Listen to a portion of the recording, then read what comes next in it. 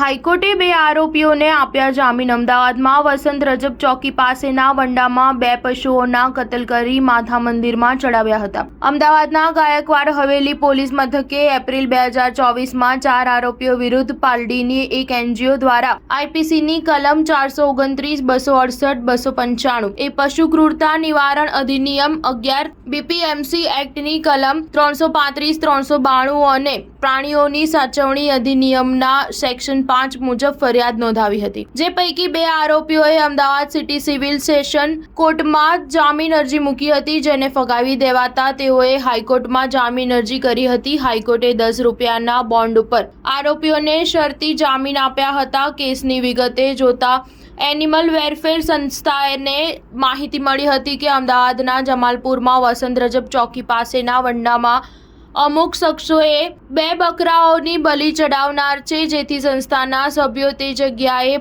પોલીસને લઈ પહોંચ્યા હતા, પરંતુ ત્યાં સુધીમાં આરોપીઓએ બે બકરાઓની બલિ ચડાવી દીધી હતી। કુલ 4 આરોપીઓ પૈકી 2 આરોપીઓ ભાગી ચૂક્યા હતા, જ્યારે 2 આરોપીઓ ઝડપાઈ ગયા હતા। આ 2 આરોપીઓમાં એક પુરુષ અને એક મહિલા આરોપીનો સમાવેશ છે। બલિ ચડાવેલા 2 પશુઓના માથા આરોપીઓએ મહાકાલી મંદિરમાં મૂક્યા હતા। આમ આરોપીઓએ ધાર્મિક લાગણી દુભાવવાનું કાર્ય કર્યું હતું। આ ઘટના પવિત્ર ચૈત્ર મહિના અને મહાવીર જયંતિના સમયગાળામાં બની હતી। આરોપીઓએ સેન્ટ્રલ જેલમાંથી અમદાવાદ સિટી સિવિલ સેશન્સ કોર્ટમાં જામીન અરજી કરી હતી, જે જજ જે.એમ. બ્રહ્મભટ્ટની કોર્ટમાં ચાલી હતી। સ્ટાર ન્યૂઝ 7 હંમેશા સચ્ચાઈની સાથે।